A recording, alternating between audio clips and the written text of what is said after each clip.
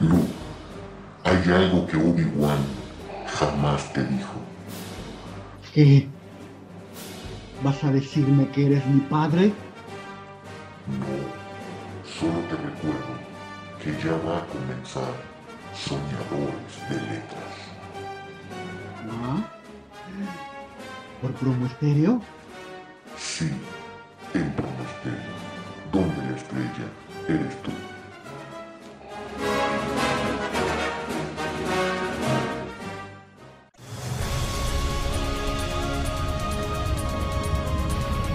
Soñadores de letras.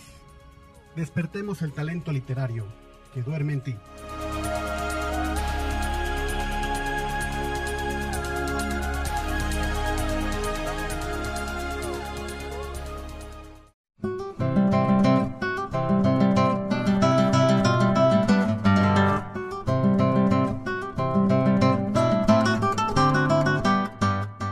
Todos debemos auxiliar a nuestro prójimo, porque las buenas acciones raras veces quedan sin recompensa. Y aún en el caso de no obtenerla, al menos su práctica no puede causar la muerte, ni perjuicio, ni ignominia. Ludovico Ariosto. Muy buenas noches, estimados redescuchas. Bienvenidos a su programa Soñadores de Letras. Yo soy Héctor Javier Oñate, Soñador H. Estamos transmitiendo a través de la señal de Promo Estéreo, donde la estrella eres tú. Estamos ubicados en la calle Tehuantepec, número 35, en la Colonia Roma, en la Ciudad de México. Nos pueden encontrar en las redes sociales, Facebook, Instagram y Twitter. Búsquenos como Promo Estéreo, si gustan bajar la app. Esta se encuentra en la Play Store de Google y en iTunes. En la producción tenemos a Cheli, a quien saludamos y agradecemos todo su apoyo en este programa. Gracias también a nuestro amigo Jorge Valencia y su programa La Fórmula de la Franquicia por cedernos cabina y micrófonos. Y por supuesto, muchísimas gracias a nuestros patrocinadores Visorus, Sistema de Administración Empresarial.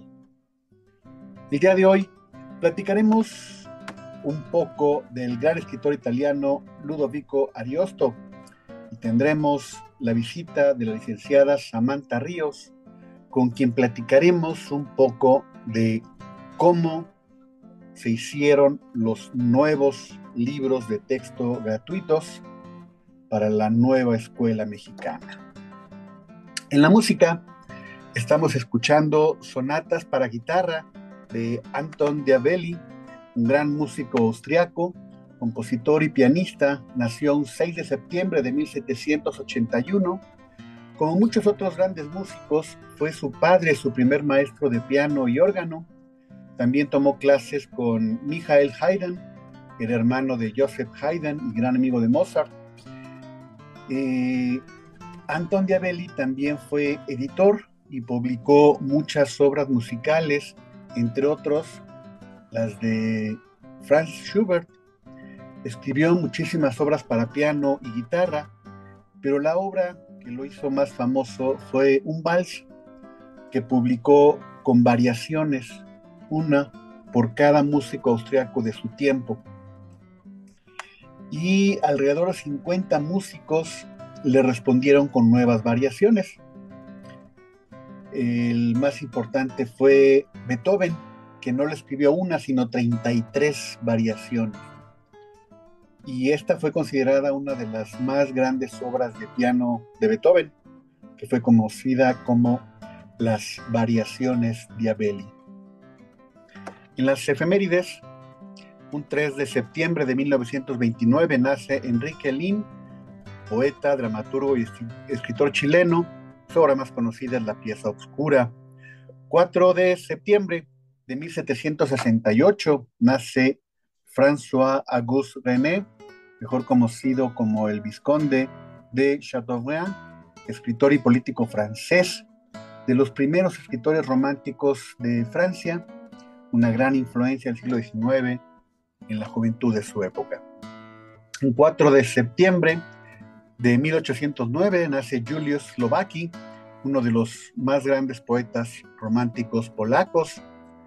4 de septiembre de 1882 nace Leonhard Frank, novelista y dramaturgo alemán. Su obra más conocida, La banda de ladrones. 5 de septiembre de 1568 nace Tommaso Campanella, poeta y filósofo italiano. De sus obras más conocidas, La imaginaria ciudad del sol. 5 de septiembre de 1914 nace Nicanor Parra Sandoval, un gran escritor chileno. Él es el creador de la corriente literaria llamada antipoesía. 6 de septiembre del año 1900 nace Julian Green, escritor norteamericano. De sus obras más conocidas, Cada hombre en su noche. 6 de septiembre de 1907 nace Sully Prudhomme, un gran poeta y ensayista francés. Fue galardonado con el Premio Nobel de Literatura en el año 1901. 6 de septiembre de 1921 nace Carmen Laforet, una gran novelista española. Fue la primera mujer ganadora del Premio Nadal. 8 de septiembre de 1474 nace Ludovico Ariosto, un gran poeta italiano. Nació en una familia aristócrata. Desde muy joven recibió el apoyo de mecenas. Él escribió el poema épico Orlando el Furioso, que pretende ser una continuación del poema Orlando enamorado de Mateo María Boiardo. Este poema consta de 46 cantos, donde narra las aventuras de Orlando, un gran caballero en la época de Carlomagno, su amor por la doncella Angélica y las guerras contra los moros. Orlando el Furioso es considerado una de las obras más importantes del Renacimiento italiano. Es la más grande del siglo XVI y debo reconocer que gracias a este programa de Soñadores de Letras es que estoy conociendo a este gran escritor. 8 de septiembre de 1830 nace Frédéric Mistral, un gran escritor francés, galardonado con el Premio Nobel de Literatura en 1904. Su obra más conocida es Mireia. Y la gran poeta Gabriela Mistral tomó su nombre de este poeta. 9 de septiembre de 1828 nace León Tolstoy, un gran novelista ruso, un gran pensador social y moral. De sus obras más conocidas, La guerra y la paz o Ana Karenina, pero tiene otras que influyeron mucho en Gandhi, por ejemplo, o en Martin Luther King. El reino de Dios está en nosotros. Esa es una de sus obras muy importantes. Amigos, el día de hoy traemos un tema muy polémico, muy politizado. Déjenme hacer primero el disclaimer que viene en muchos programas. Todas las opiniones vertidas a partir de este momento no tienen nada que ver con la estación ni con nadie más que con los que estamos participando aquí. ¿Sí? Y es un tema que se ha hecho una ola de política. Aquellos que apoyan al partido de Morena aplauden a los libros en automático. Aquellos que no apoyan a Morena los critican y algunos lamentablemente hasta los quieren quemar. Nosotros siempre hemos dicho que no existen libros malos. Hay libros que quizá no sean para mí, pero bueno, lo peor que podemos hacer es quemar un libro porque es, bueno, no diré lo que significa para mí quemar un libro. Pero bueno, tenemos una invitada muy especial. Tenemos el gusto y el honor de tener a la licenciada Samantha Ríos. Ella estudió la licenciatura en Letras en la Universidad Autónoma Metropolitana de Iztapalapa. Muy buenas noches, Samantha, ¿cómo estás? Qué gusto saludarte. Muy buenas noches a todos y todas. Muchas gracias por volverme a invitar aquí a Soñadores de Letras. Tan gusto que me da verlos otra vez. Pues cuéntanos primero los libros de texto gratuitos, ¿qué son? Ok, el libro de texto es una herramienta.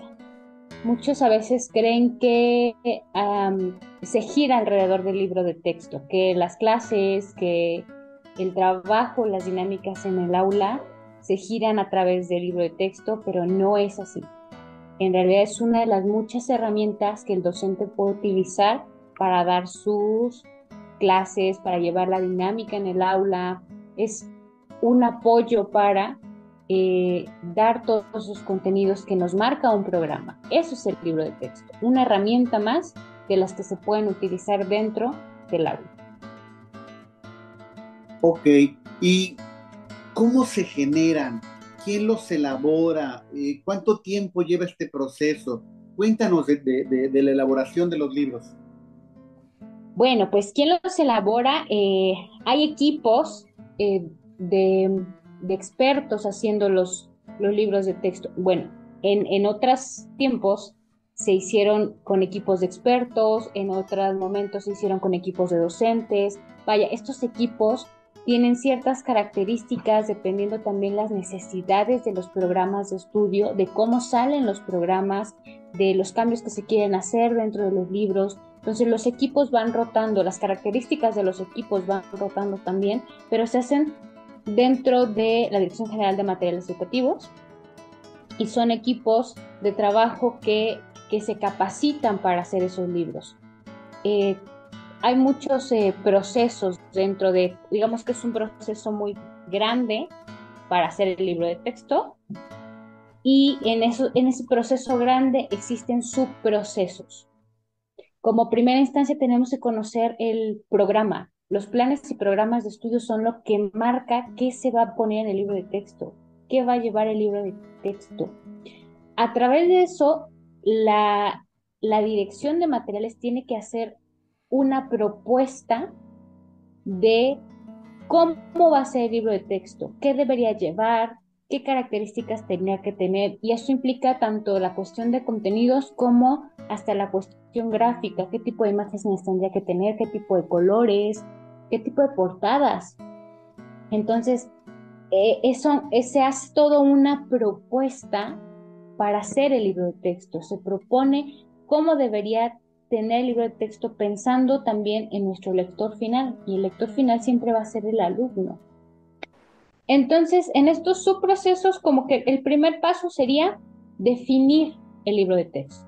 Y en ese definir no solo se define las características de un libro, sino cuántos libros vamos a dar, cuántos libros se van a producir, qué características tendría que tener cada libro, qué tanto contenido tendría que tener cada libro, cómo se van a apoyar entre ellos, cómo van a apoyarse de otros recursos. Y entonces empiezan a tomar decisiones respecto si van a llevar cortometrajes, si van a llevar videos, si van a llevar QRs, ligas, si van a llevar muchas imágenes, pocas imágenes, si va a estar presentado por glosario, si van a llevar puros conceptos, a quién va dirigido, porque sí, nuestro último lector es el alumno, pero también hay que pensar en cómo se lo vamos a dar al maestro, cómo se lo vamos a dar a las familias. Entonces se piensa en todo eso, se presenta esa propuesta de el libro. Ya que llega a un consenso interno de cómo va a ser el libro, entonces sí, comienza esta reunión de las personas que lo van a hacer. Si nuestro libro tiene estas características, entonces, ¿a quiénes necesitamos? ¿Qué tipo de personas necesitamos? ¿A quiénes vamos a convocar? A docentes, pero ¿qué tipo de docentes? Docentes que hayan tenido cierta cantidad de años en el aula, docentes de los grados específicos, docentes que también tengan conocimiento de psicología. Hay docentes que, por ejemplo, tienen, por el contexto en el que desarrollan su práctica, cuentan con conocimientos, por ejemplo, de otras lenguas, de lenguas indígenas. Entonces, ¿qué características necesitamos? Y a partir de eso se convoca a esos especialistas, a esos docentes, a esas personas que van a realizar. Y a partir de eso comienza la escritura de los libros de texto, que es algo que no lleva 2 días, claramente. y que se han hecho muchos esfuerzos por hacer estos libros, ¿no? Entonces, no lleva poco tiempo porque hay que capacitar a estas personas, porque algo que pasaba en muchas ocasiones era que sí, el docente tiene todo el conocimiento del mundo en el aula, pero a veces trasladarlo al libro de texto es difícil porque el libro tiene una manera de ser escrito. Entonces, pasar la práctica a un libro de texto puede ser difícil porque es muy diferente dar clases a escribir un libro de texto. Entonces, ahí es donde a veces encontrábamos las mayores dificultades al pasar la práctica al libro. Y entonces hay que Claro, capacitar al hay- docente. perdón, Y es bien aquí, perdón que complejo. te interrumpa, perdón Sí, que te interrumpa. Eh, También hay muchas diferencias en ciertas zonas del país, incluso en la así misma es. ciudad. Un maestro en una escuela particular puede dar su clase de manera muy diferente a un maestro en una escuela pública. Así es. Pero además el maestro de Oaxaca la va a dar muy diferente al maestro de Nuevo León. Todo esto se toma en cuenta, supongo yo. Claro que sí. Y no solo se tomó en cuenta, sino enriqueció un montón el libro, en muchos aspectos. Conocíamos situaciones donde decían, yo trabajo en la sierra y nos decían tal cual, esto en la sierra no nos sirve porque no tenemos estos recursos, no tenemos estas posibilidades, los niños están más preocupados por otras cosas que no necesariamente es la escuela. Y entonces dices, bueno, y entonces, ¿cómo lo traigo al aula que le interese si en la sierra o en alguna otra zona de la ciudad, por ejemplo, donde la inseguridad es mucha, están más preocupados por su seguridad, por su bienestar, que por ir tal vez al aula, ¿no? Entonces, esas cosas enriquecían el libro de texto. Hay que pensar también que eh, el libro tiene que ser un tanto flexible en el sentido de que tiene que tener varios contextos dentro. Es decir, lo que comentamos ahorita, no solo puede contemplar la ciudad, tiene que contemplar otros contextos y cómo esos contextos también forman parte de la realidad de los alumnos mexicanos, ¿no? De todo el alumnado mexicano, cómo es que metes todos esos contextos en un libro. Es muy complicado. Seguramente habrá algunas otras ediciones con el tiempo que mejore eso, que mejore el integrar los diversos contextos que existen en el país. Pero, porque todo es perfectible. Pero esta experiencia que tenemos actualmente contempla a docentes que escribieron, pero de todos los lados del país, y vimos todo tipo de situaciones y se propusieron todo tipo de proyectos con diferentes miras a no solo la ciudad, sino también a la sierra, a zonas rurales, a todo tipo de situaciones. ¿En qué momento un niño debe darse cuenta de que hay sociedades dentro de su propio país muy diferentes a las suyas? ¿En qué momento un niño que vive en el Pedregal, en las Lomas, debe hacerse consciente de que hay niños en la Huasteca de Hidalgo, en la Sierra Sur de Guerrero, en Ecatepec, en Iztapalapa, que tienen que salir de su casa sin desayunar porque no hay con qué?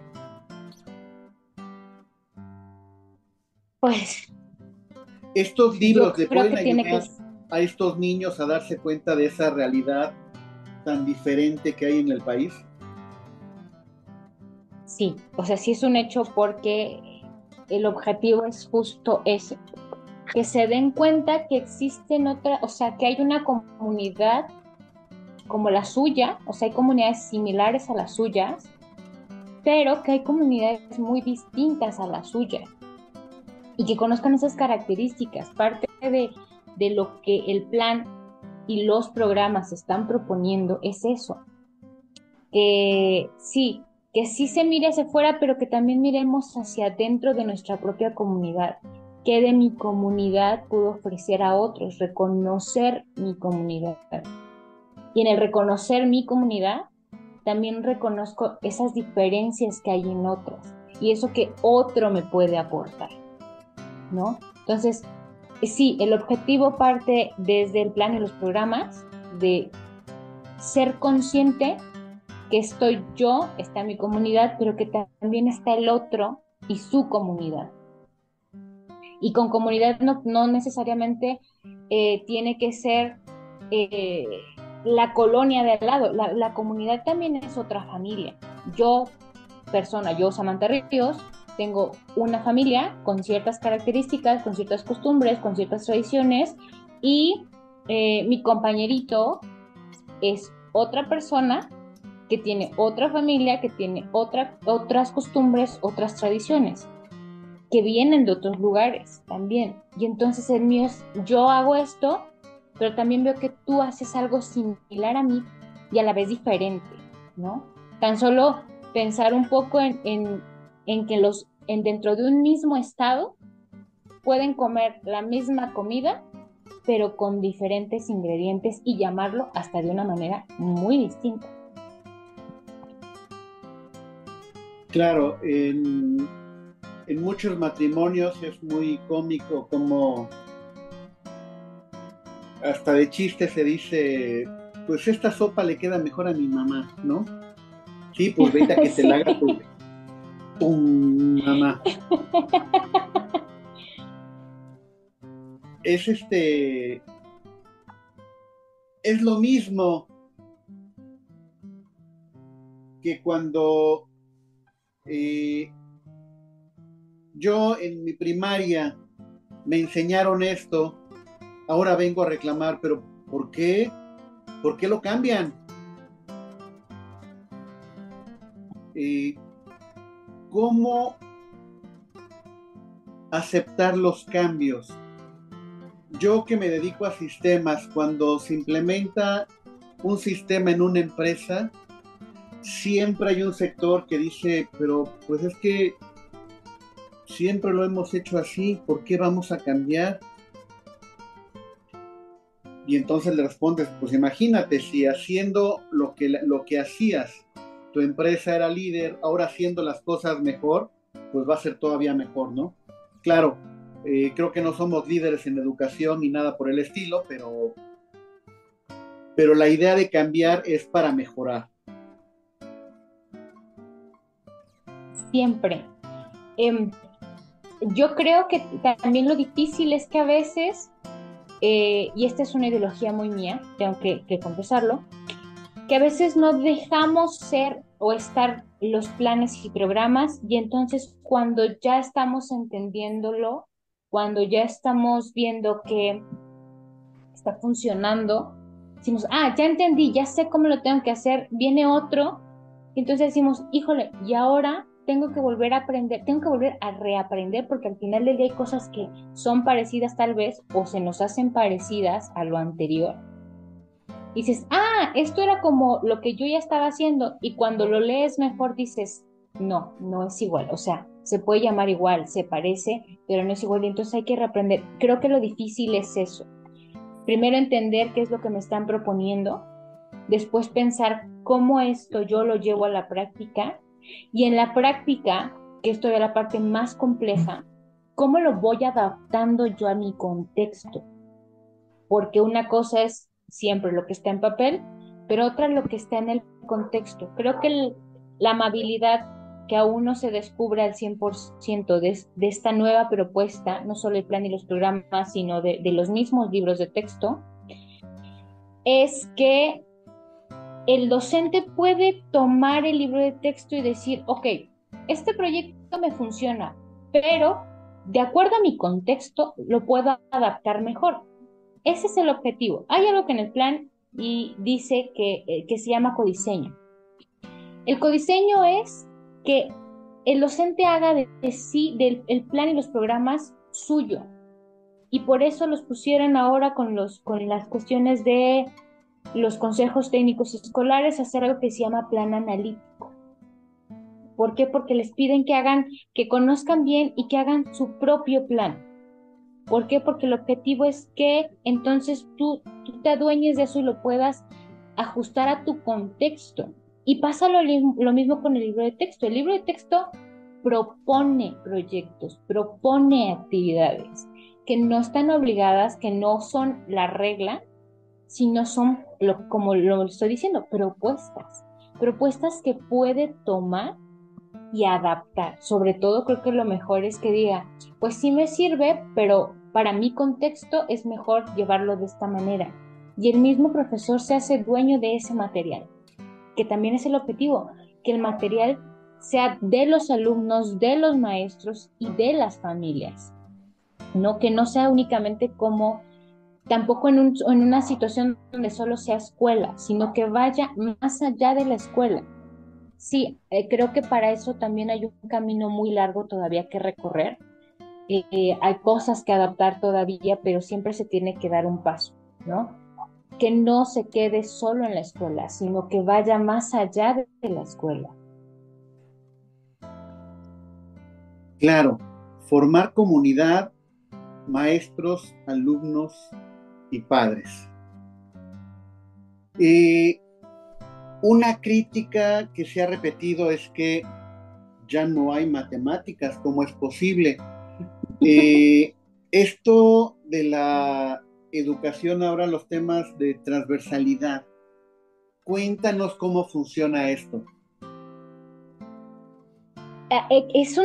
Una cuestión que de repente preocupa del otro lado cuando uno está haciendo el material, porque entonces sabes que no estamos entendiendo en general los planes y programas y entonces cómo vamos a lanzar el material de que es el libro de texto para que lo entiendan. ¿Qué pasa? No desaparecen las materias, lo que en un momento eran materias, lo que en un momento eran asignaturas, no desaparecen. Y de algún modo es esto que llamamos transversalidad, donde se juntan por campos formativos. Los campos contienen esas materias, los campos buscan relacionar los temas con todo lo que es afín de, es decir, te voy a hablar un poco más de la parte del plan y los programas de secundaria porque mi inserción fue más para telesecundaria. El ejemplo de telesecundaria es una situación muy similar a primaria. En telesecundaria, la manera de trabajar es un docente frente a grupo, muchas veces son multigrado. Entonces, nosotros desde materiales teníamos que pensar, bueno, mi docente de telesecundaria no tiene profesores especialistas por materia. Si el programa me dice que por materia, yo tendría que pensar en mi docente de telesecundaria. ¿Cómo lo hago? Eh, ¿Cómo le conjunto todo para que, si él no es especialista, al menos sepa cómo llevar a cabo un proyecto? Y entonces, nosotros hicimos algo que que es parte de los procesos que se tienen que hacer para el libro de texto, que es leer el programa y a partir del programa decir qué cosas tengo que meter en el libro de texto. Lo que nosotros hacemos, o como lo llamamos nosotros, es una dosificación de contenidos. La dosificación de contenidos es tomar los contenidos que ya nos propone el programa y entonces dosificarlos, ver qué es lo que tiene, pero ¿cuál fue el caso de telesecundaria? Que si tiene un profesor frente a grupo, no todos son especialistas de todas las materias, a veces solo son de una sola o solo un campo, o a veces salen ya como docentes para telesecundaria específicamente. Lo que hicimos fue, llamémoslo un poco así, fusionar contenidos. Y no solo contenidos de una sola materia, sino contenidos de todas las materias que propone el programa para la fase 6.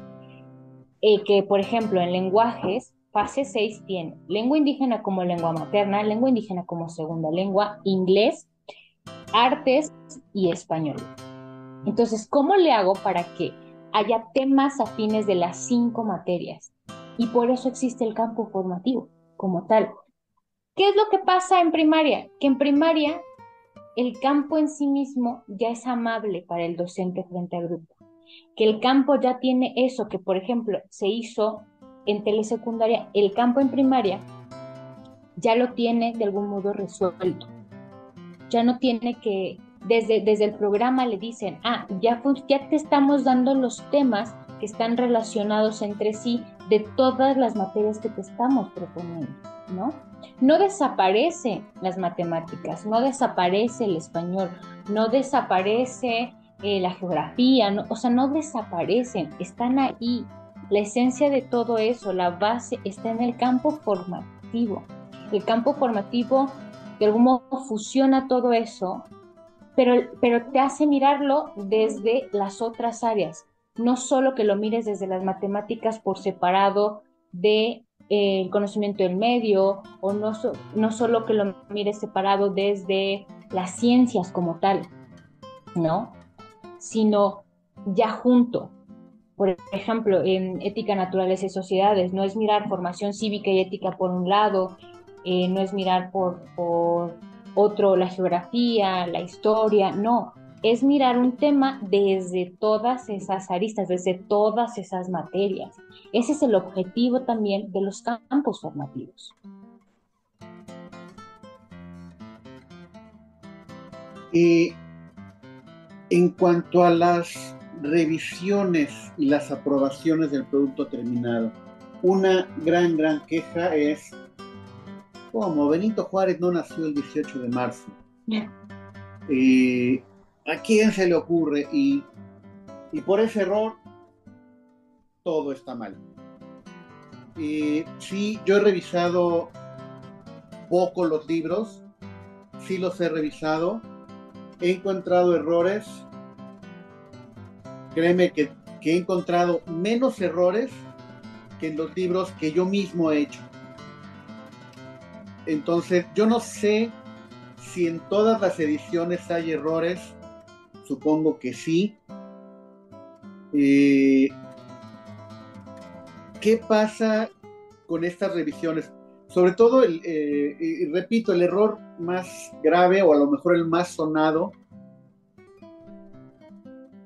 es esta línea de tiempo de Benito Juárez.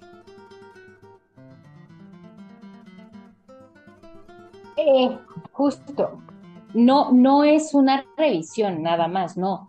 Dirán muchos, es que cómo es posible, si lo revisan muchísimas veces, y sí son muchísimas veces. Dentro del proceso, ¿qué se hace? El área de contenidos genera el primer borrador. Hay coordinadores, hay gente, hay normalistas, hay pedagogos, todos dan una revisión, hacen ajustes, se regresa al autor, el autor hace los ajustes que le sugieren, vuelven a revisar, se vuelven a hacer ajustes, después pasa por un área editorial, ellos hacen corrección de estilo, identifican más cuestiones de contenido, hacen sugerencias, se vuelven a hacer ajustes, o sea, son unas idas y venidas que a veces parecen interminables.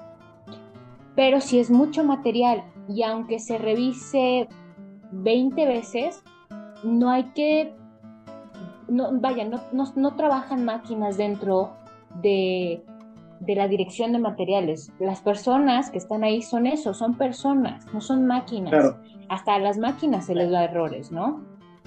Entonces, toda esa parte es perfectible porque aunque lo vean 20,000 ojos, les aseguro que hay algo que al final se llama, ya después de la formación, la formación implica obviamente ya colocarlo en las cajas que se prepararon para que el libro se vea con esos colores, que se vea con esas imágenes.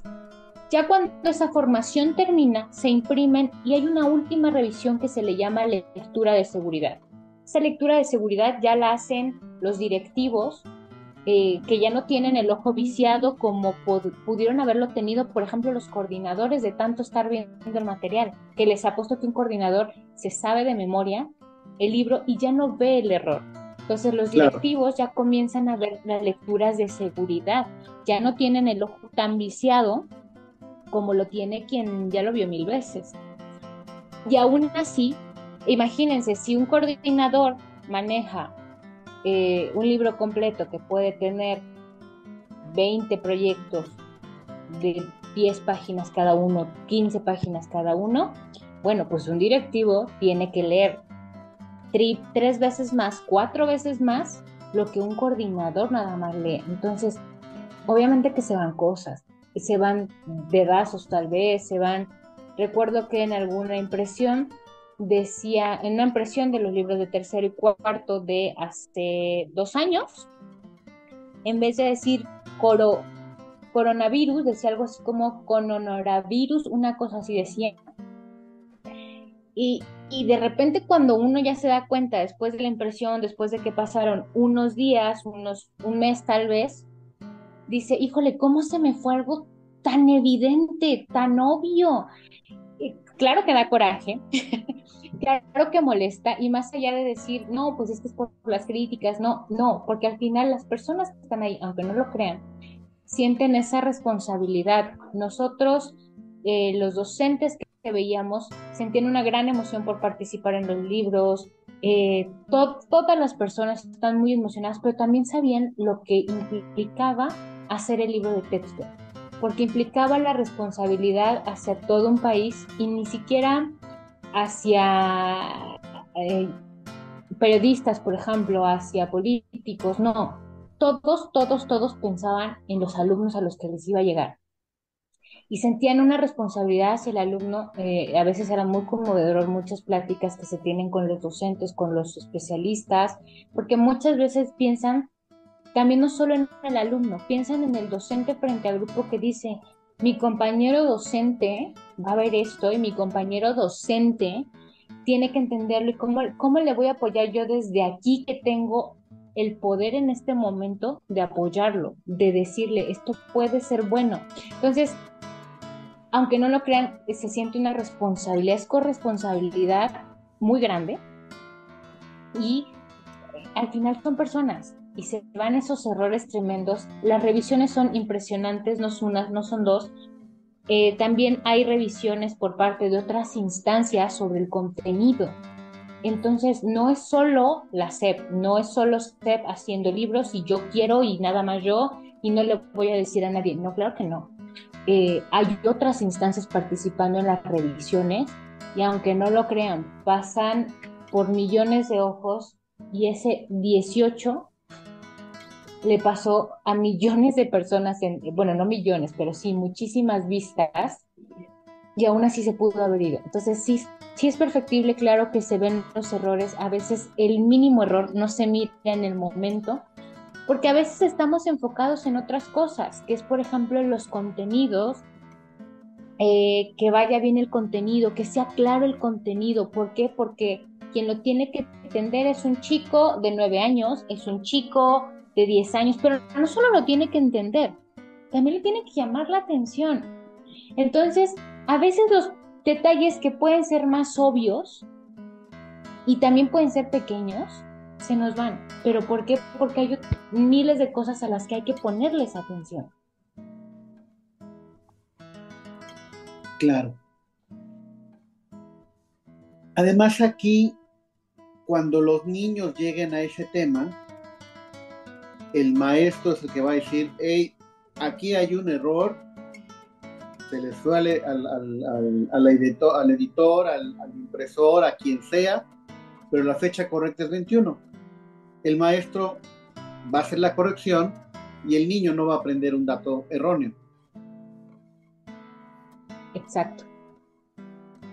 Así es como, vaya, sabemos que de repente es, híjole, profe, perdón, porque usted tiene que corregir, pero está bien, porque también eso yo creo que les da un poco de valor al docente, donde les dicen, ¿qué creen? Que lo que me están dando está mal y yo les voy a decir lo correcto, pero también se vale al final pensar en que, vaya, no son perfectos los que hacen los libros, son seres humanos que son conscientes de que, híjole, a lo mejor hubiera hecho esto de otra manera y sería mejor. Creo que también es muy duro. Al final, muchas veces se critica a la institución como tal, o tal vez esas críticas van hacia la institución.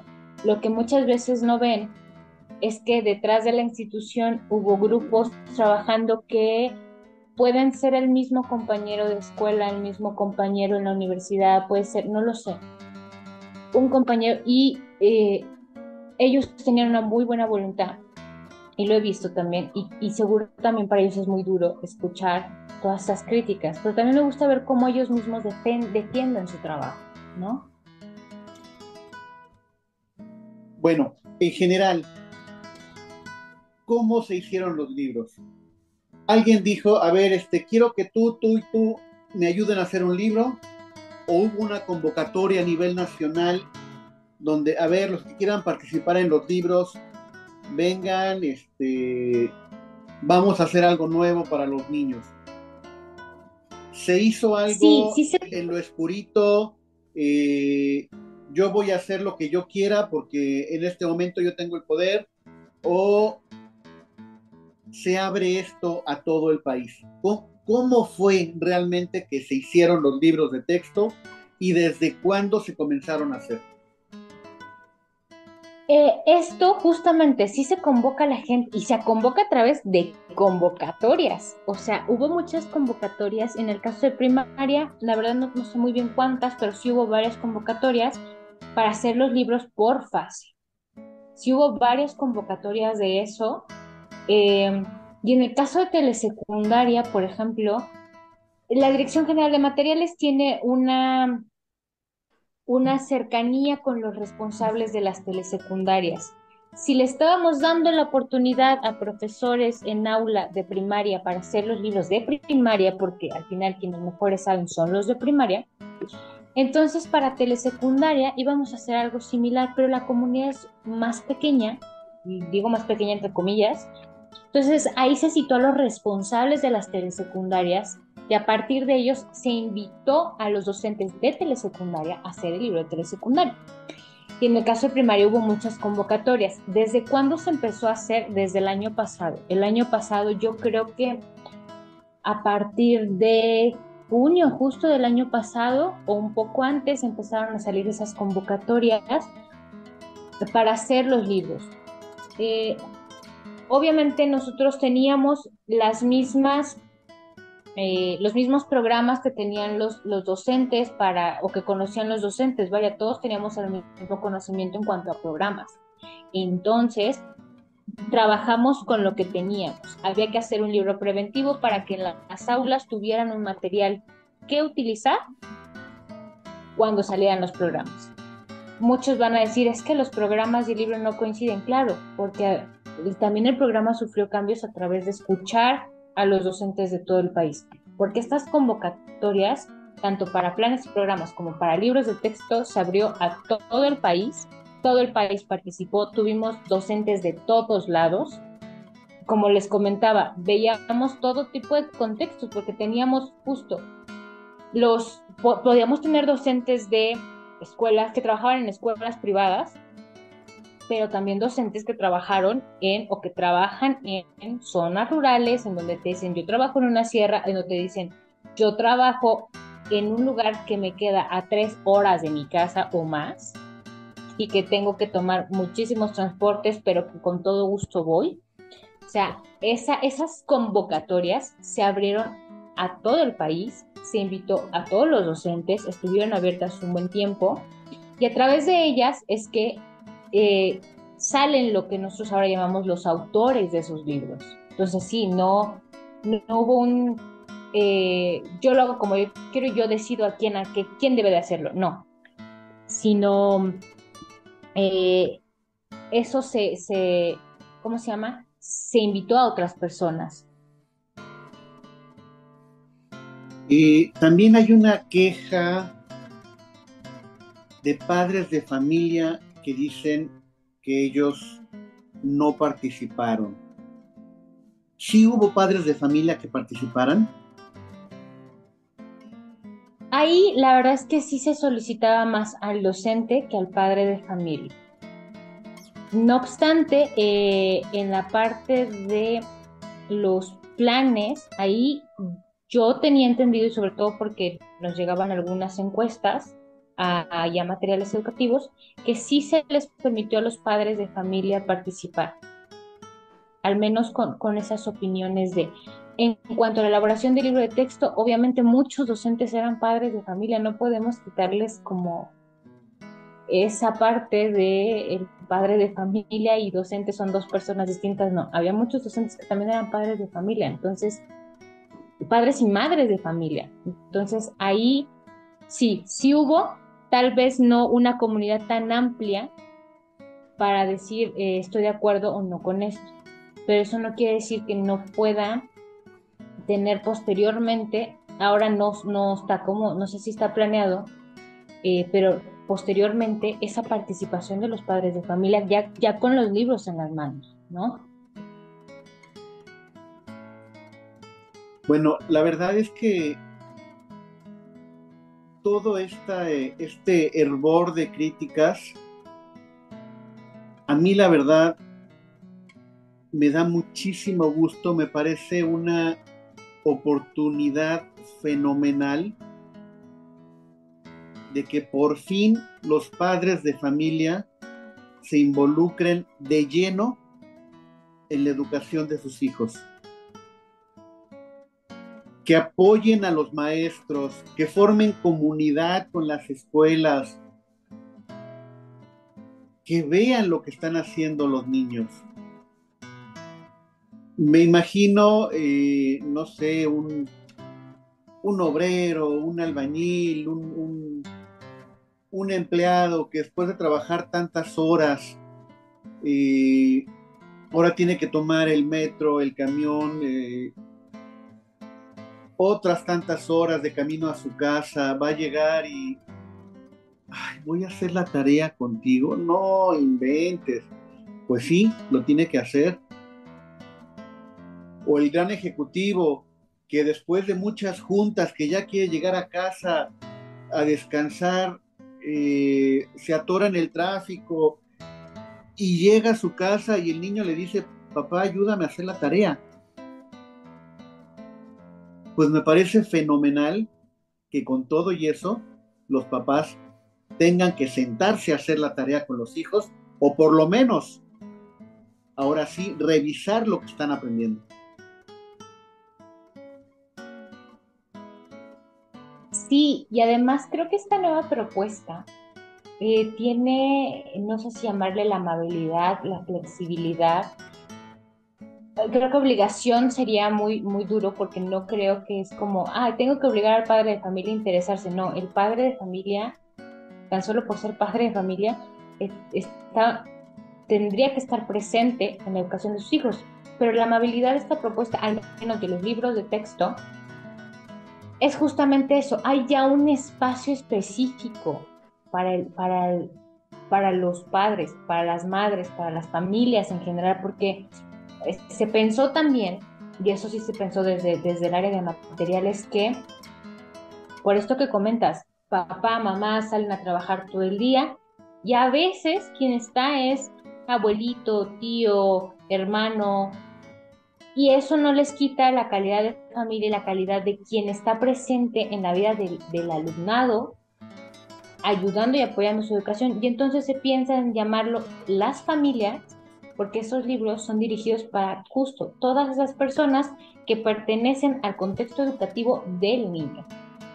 Y que esos libros están dirigidos específicamente a ellos, a las comunidades que los rodean, ¿no? O sea, a esas personas que están ayudando. Les aceptaría que tal vez papá, mamá llegan tarde y la hacen con ellos. Qué bueno, pero puede que haya papá, mamá que llegue tarde y más tarde de lo que el niño hasta puede aguantar despierto.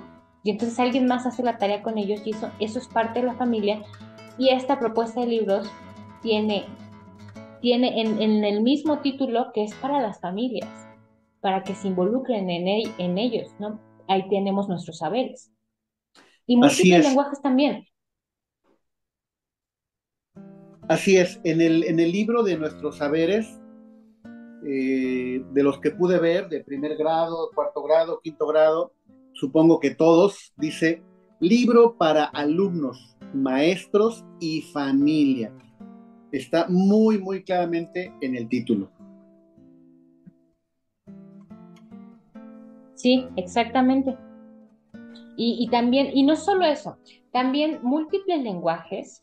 En su momento había un solo libro de lecturas que además solo aplicaba lecturas de literatura, ¿no?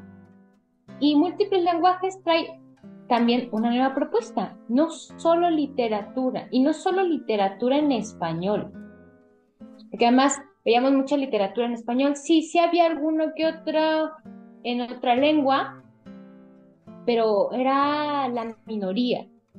Y entonces esta propuesta dice no, porque además hay que entender, y esto yo lo investigué, además fue parte de mi tesis, que se debe enseñar a leer, pero no solo literatura, sino todo tipo de textos. Un instructivo es parte Claro. de enseñar a leer, tan solo así de fácil. Y entonces este libro de múltiples lenguajes, por eso se llama múltiples lenguajes, porque tiene muchos lenguajes, todo tipo de lenguajes, y entonces enseñar a leer todo tipo de lenguajes, ¿no? No solo literatura en español. Muy bien. Querida amiga Samantha, de verdad, muchísimas, muchísimas gracias por aclararnos muchas dudas de cómo se crearon estos libros. Próxima semana vamos a hablar con algunos maestros que ya conocen el contenido de los libros y va a ser otra buena polémica el platicar con maestros sobre los contenidos. De verdad, muchísimas, muchísimas gracias. Un honor haberte tenido en el programa nuevamente. Ojalá y se repita. Pues muchísimas gracias y ojalá que con esta plática que tuvimos la gente se anime a conocer los nuevos libros, los padres vean los nuevos libros y por favor que no los quemen. No, pues gracias a ustedes por la invitación. Sabes que siempre me ha encantado venir a su programa a hablar de estas cosas, de cosas también muy lindas, muy padres, verle otra perspectiva a todo. Y pues con todo gusto esperemos que no sea la última. Muchísimas gracias y muy buenas noches. Buenas noches. Gracias amigos por escucharnos. Los esperamos la próxima semana. No se desconecten. A continuación, una emisión más de Hábitat de la Seguridad. Para cerrar el programa, dejaremos algunas canciones en la voz de la gran cantante danesa Cecil Norby, nacida un 9 de septiembre de 1964. Su padre era compositor, su madre cantante de ópera, discutiblemente una gran intérprete de jazz y blues. Espero las disfruten. Recuerden amigos que dejar de soñar es comenzar a morir. Nunca repriman a su niño interno y dejen que descubra los libros. El mundo necesita lectores críticos. Por favor, enamórense de la literatura y sean soñadores de letras.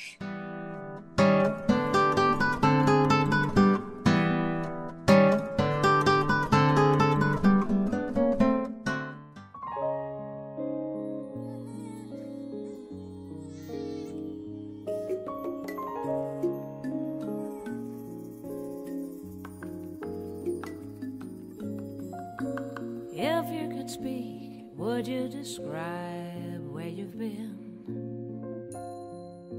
The world you came from?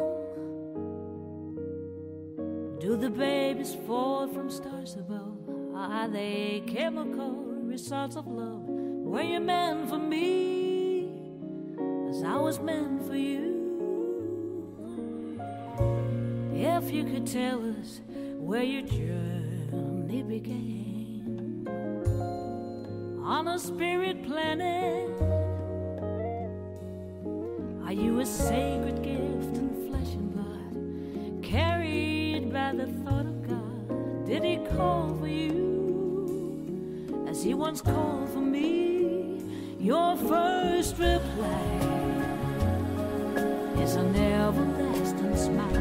My breathing child, I am breathless by surprise. We get what somehow wiser through the pain. I just believe in you. But you believe in me.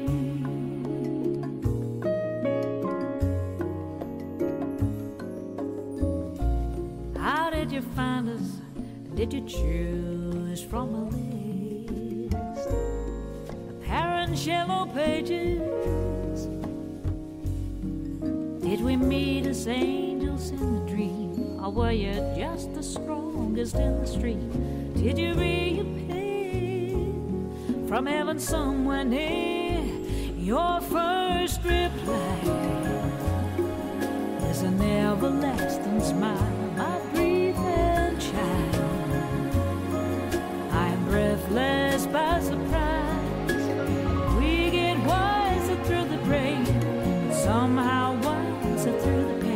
I just believe in you. If we believe that,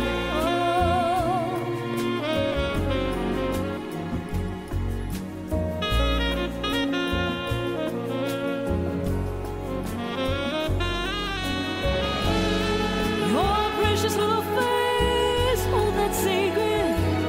I don't care. Now you're here.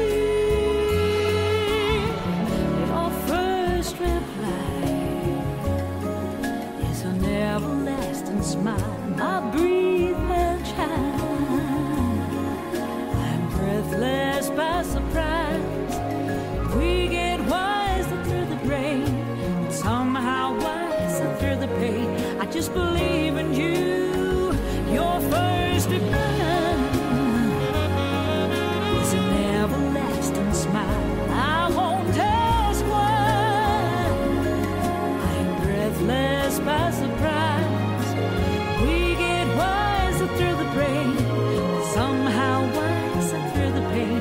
I just believe in you. As you believe in me. If we believe it all, if we believe it all, if we believe at all.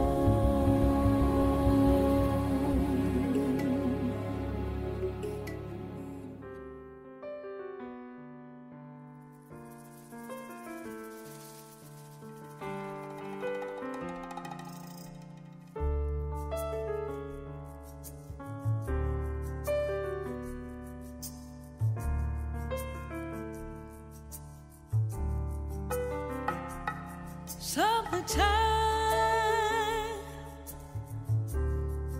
and the living is easy. Fish are jumping and the cotton is high.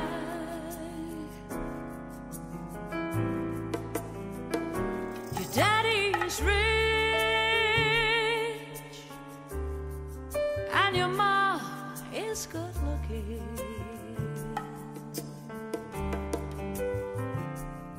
So hush, little baby, don't you cry. One of these mornings,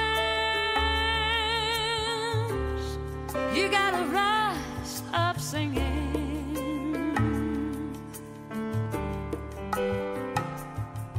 Then you spread your wings and you fly to the sky.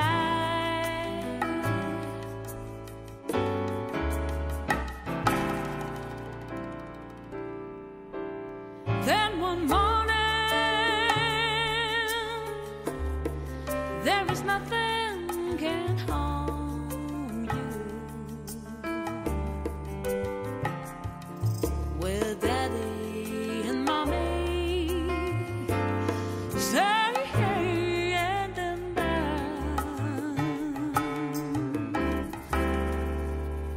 standing by.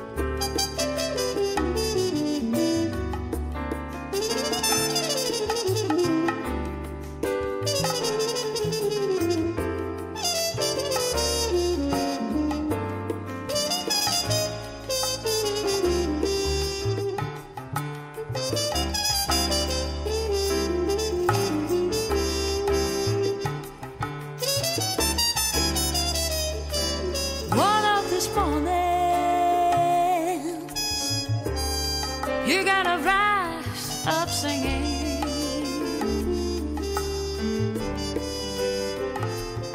Then you spread your wings and you fly to the sky.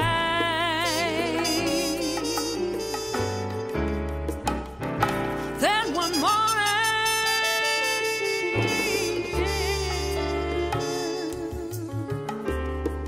there is nothing can harm you. With Daddy and Mommy staying in mind, standing by.